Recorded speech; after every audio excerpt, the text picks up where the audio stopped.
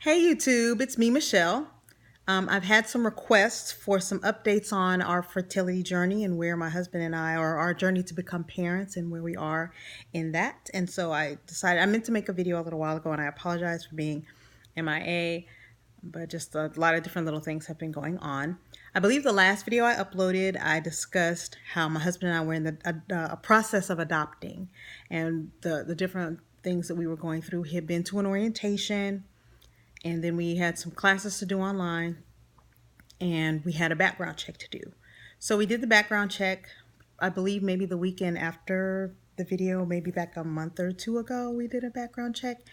And when we did the background check, there were some things that kind of popped up. So we were denied.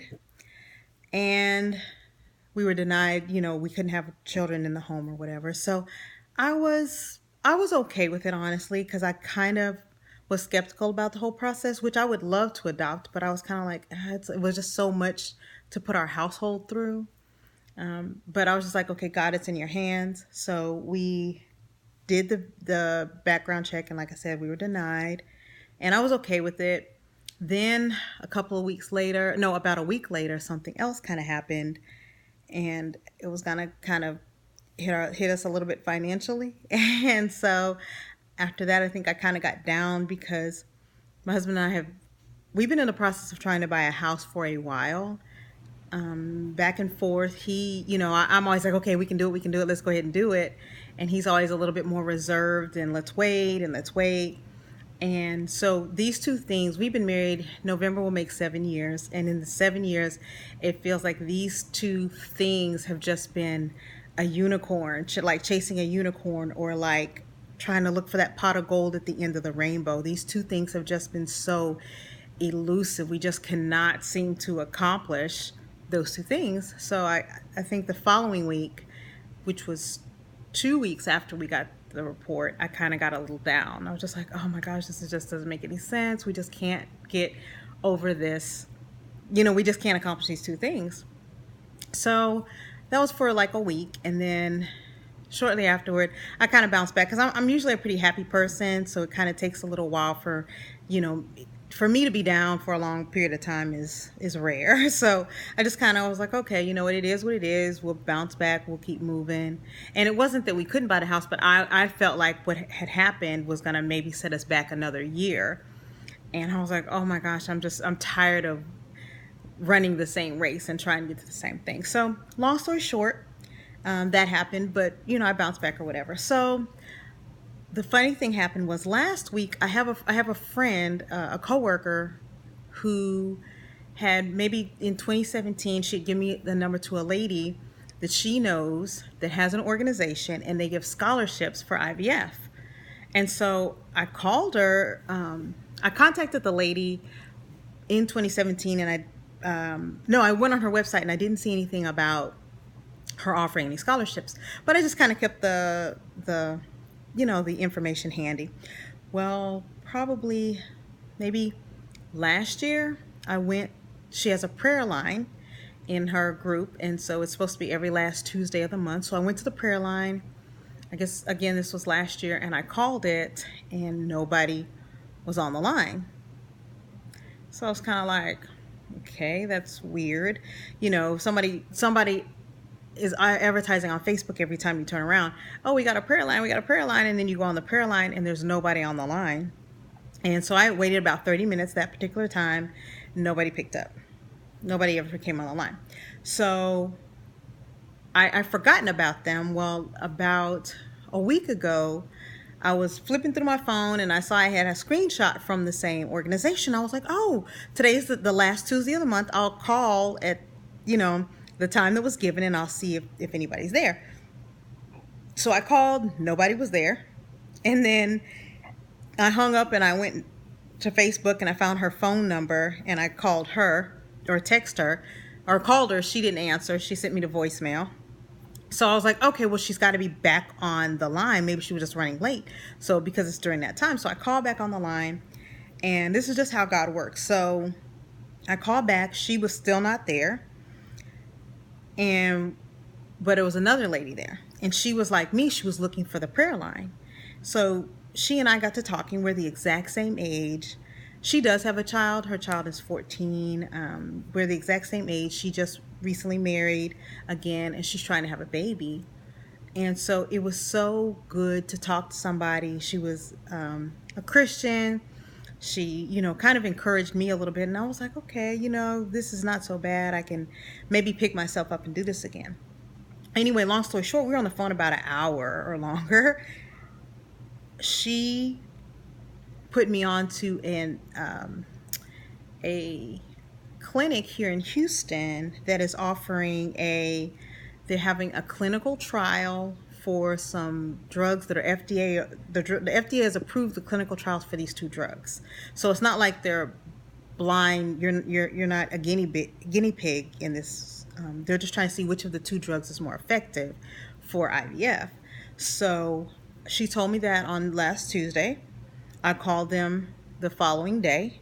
I went up there that Friday, and then today is Wednesday. I went up there last Friday and spoke with them, and I told them why I was there and everything, and they told me, what they needed. They said that the trial does kind of give priority to older women. So I was like, that's good. So I went back this past Tuesday, which was yesterday, and I did my blood work. The only thing I have to do now is take my husband's semen sample, and get this. The clinic is literally 6 minutes from where I stay. Literally. It is right around the corner. So I got the little cup. I told my husband, I was like, we'll get the sample maybe one morning. They open at 7:30. I'll get the sample maybe Friday this week or sometime early next week and collect it. And because he works overnight, so I'll collect it and then run it to the clinic. And that should be it. And I was like, wow, I was like, God, this might be you. So I'm excited, very excited. And also I have a coworker who's put me onto a clinic called CNY, and they are a clinic in New York. And I've also contacted them. I contacted them the week before as well. And I contacted them, and they have a waiting list because they're a lot cheaper than most of the other clinics. So you have to kind of contact them ahead of time because it might be 6 months before they even contact you back to give you a consultation over the phone. But they're a lot cheaper. I have a coworker that is currently going through everything, and she's planning on meeting with them. I think she goes and gets everything done next week. Next week, next month is when she gets started with everything. So it's and I guess I'm like, okay, God. So that's kind of my backup. So I have the clinic in New York. I've already contacted them. I'm on their list, and then I'm gonna go see if it works here with this clinic here in Houston that's doing the clinical trial, and see if it works. And part of me had just given up. Part of me was just like, okay, God, this is obviously not what I should be doing, because it was hard, and it had hurt, and it was just very difficult. But my husband has been very, very supportive this time around. Last time he was more standoffish, I would say, but this time he's been very supportive. He hasn't given me any pushback. Even not yesterday, the night before last, I was like, babe, should I go? You get to a point where you're tired of getting the runaround, and I was kind of like, I don't want to go to this clinic and they say it's a clinical trial and, it's not this, is that, and the other. And he's like, babe, just go, just go. He's like, go.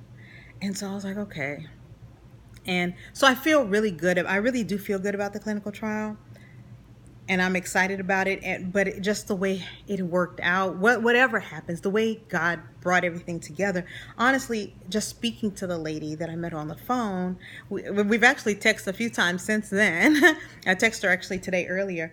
It just kind of gave me new hope and a new spunk that, I could try this. I really could try this, and I don't have to give up. I don't have to feel like, part of me felt like I was being super selfish. Maybe I'm being selfish for wanting a child. Maybe I'm being selfish or maybe I'm being unrealistic for thinking that it's ever actually going to happen. And, and so many of these things were just coming up in my mind. And she really was a blessing to me. She really just kind of encouraged me and like I said, we're the exact same age. It just made me feel like, Michelle, it's okay. You can do this. You can do this. You can. It's nothing wrong with wanting to be a parent. It's nothing wrong with wanting to. I guess part of me felt like maybe I was not looking at what I already had. I don't, but I feel different this time.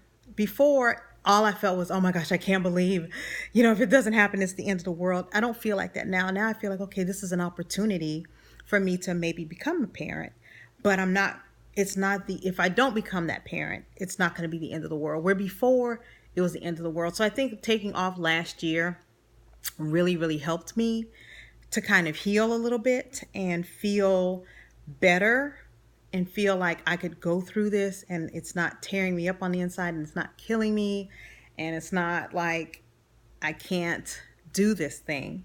And then I've heard so many other people that are so encouraging and have encouraging stories. And I pray that my stories are encouraging to other people, that other people will, muster up the strength to press on because it can be a very hard, long journey. And it can be scary and frustrating and all of the above. But we just have to continually press on and keep going and not give up and just understand that no matter what, God is there with us. And get yourself a circle. This time I've done one thing, and when I was speaking to the lady on the phone, she was saying she didn't tell anybody, and I was like, that's what I need to do, because I think I was waiting for a reaction from people. A lot of times you're waiting for the comments, the good comments, the questions, the this, that, and the other. And so I think I was waiting for that, and it was causing me to have anxiety around it. And then that with the couple with the expectation of being a mother, oh, by now so and so had so and so this many kids or whatever. And so I think it was just causing me a lot of anxiety and a lot of sleepless nights and just things that I just really shouldn't have been dealing with, and I was dealing with them. But my husband has really been like there. I'm just like, because last time I'm not going to even say he wasn't. Maybe I didn't feel like he was because maybe he wasn't there the way I felt like I needed somebody to be there, because I was going through so much. Like, it was just so much anxiety, so much fear, so much, hurt every month that hadn't happened. And, I didn't want to spend, we are trying to buy a house and do other things. And I didn't want to spend our savings money on IVF. I just didn't. That was just something I didn't want to do. And so because of that, I kind of withdrew. And I told myself, maybe this is just not what I want. Maybe this just isn't what God wants for me. Maybe this just isn't what should happen.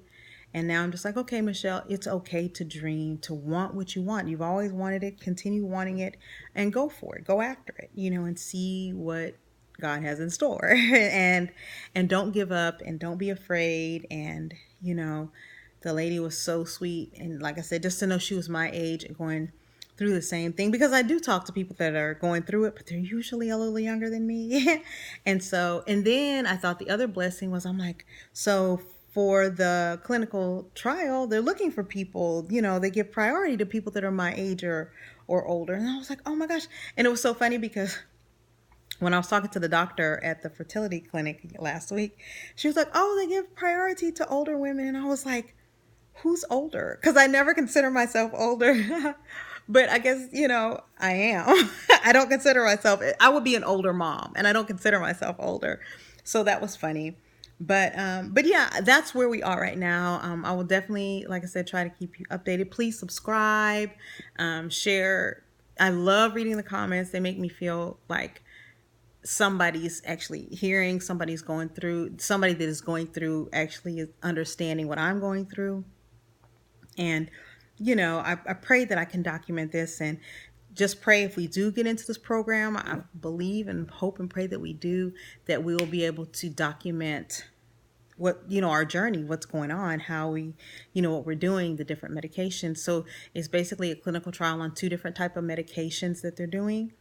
And they'll give you one of the 2 medications, and they're both about neck and neck for how they work. So you just get one of the 2 and see where you go from there. So like I said, prayers are up, fingers crossed. And then the lady that I met on the phone, she's going for it too. So It was just a really it was a huge blessing. Like I said, just to have the opportunity to, just the chance to be like,